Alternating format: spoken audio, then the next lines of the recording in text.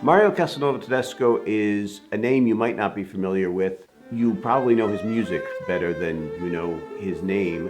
He was born in Florence just before the turn of the century and began kind of a normal composing career there. He was patronized by musicians like Taragorski and Toscanini and Heifetz and Andres Segovia, and had kind of a thriving career until the rise of fascism and had to come over to the United States. So Toscanini sponsored him to come over to the United States, and Heifetz found him a job at MGM Studios composing movie music. We kind of think of certain Hollywood sound. We think we know what Hollywood sounds like, and you may think that Castelnuovo-Tedesco's music sounds like Hollywood. It doesn't. Hollywood sounds like Castelnuovo-Tedesco. He wrote over 200 films for MGM, and together with Erich Korngold and Miklos Rozsa, they really defined that sound. John Williams was his student. He taught John Williams, he taught almost the entire generation of Hollywood composers that live now. When John Williams was here and doing his own concerto with Yo-Yo Ma, I had the chance to talk to him a little bit about his work with Mario Castelnuovo-Tedesco. What John Williams told me is that everyone brought their scores to Mario, and everybody kind of got their advice. He launched the whole next generation of symphonic composers. When I was probably 12 or 13 years old, I read Gregor Piatigorsky's autobiography, Cellist, and there's a passage in there where he talks about learning this concerto and debuting it with Toscanini. And I always wanted to hear a recording of it, and it was never something that had been released. When I finally got to Juilliard, when I was 19 or 20, I went and looked in the public library trying to see if there were any archival recordings from that concert, and I could never find anything about it. Now, after 30 years of looking for this concerto, I'm finally seeing the notes for the first time. Probably the rental parts we had not been touched in 80 years. They sent the composer's piano reduction along with it, and with no recording, the only way you can know what it sounds like is to learn it. So it was kind of a challenge for me because if you look at the piano scores, a lot of times it has 3, 4, 5 different lines. It could be that's one, or I can go. My God, I don't have 5 hands, so I can only play 2 parts. So then I have to pick which lines I want to take. Yeah, this is the bass. Oh yeah. Okay.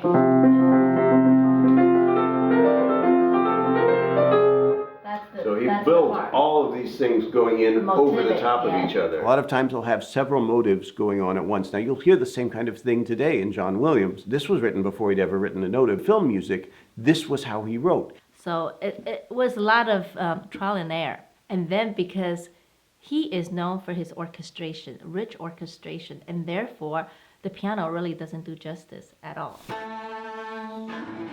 I think the first movement is quite, it's built on this dotted rhythm motive, and it's almost, it reminds me something a little bit of what you might see in the Ten Commandments or some of these kind of old biblical movies. It's very stately, majestic, and at the same time dramatic. Very kind of intensely dramatic, melodic, of course, and it's built on these kind of overlapping motifs. Then there is kind of a large written out cadenza for the cello towards the end, and it kind of dissolves into this kind of beautiful nothingness at the end of the first movement. The second movement was a tough one to figure out the tempo, actually, because his only marking is allegro gentile, gentle allegro. What is that character? The second movement was, I think, the one that everybody immediately loved. It's hard not to love. It's very tuneful. It's kind of this lilting dotted. It's light. Yeah, it's happy. Light. It's happy. It's beautiful. Elegant. It's a perfect reprieve from the drama of the first movement. And then the third movement begins, and it opens very untraditionally. The orchestra plays for about 4 measures, and then there's a big cadenza for the cello. Again, a second cadenza, and it's really exhausting to play. And then it finally comes out. You feel like you've just left everything on the floor. You know, you've given everything, and then the orchestra comes in, and you start to play the movement for real. It's fantastic. It has a rhythmic buoyancy, I would say. And it's very stormy. It's got that fire, it's got the passion. It's very lush and rich music. So you can sing to it, beautiful tune, beautiful melody lines, but great harmony. You know, parts of it very pretty, parts of it very dark. It's very a huge contrast between the movement, and then lots of colors, lots of palettes of colors and shades. I think we're both kind of so excited to hear the first time we hear this with a full orchestra. This is a piece that needs an advocate, and every time when I'm practicing, I'm thinking, I owe it to this piece to do everything I can. It means a lot to me to be able to give this piece the fairest chance it had. It didn't have a fair chance at its first debut. At this time in the 30s, there was a change going on in the music world, and his music was considered old-fashioned, just like Korngold, just like Rachmaninoff. This music, which was kind of melodically based, was considered the past. Korngold now is one of the most frequently performed violin concertos. People are now coming back to this music and giving it another chance, but at the time, it had to fit into a certain kind of pattern to be considered serious music. So maybe they weren't entirely correct. There's not that you can't have something which is beautiful music if it is dissonant, but just because something is beautiful doesn't mean that it's not great music.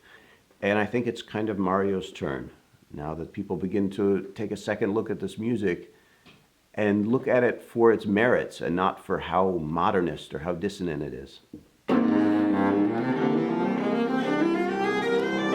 Talking about this concerto and what I'm hoping to do with it, I mean, my greatest dream, my greatest hope is that other people would be inspired to play this. The thing that matters the most to me is that other people would look at me and say, hey, he did that, I can do this too. I can play this piece, I can go this direction. And to be able to transmit the things we really care about, you have to just advocate for the music you believe in and then let the world decide.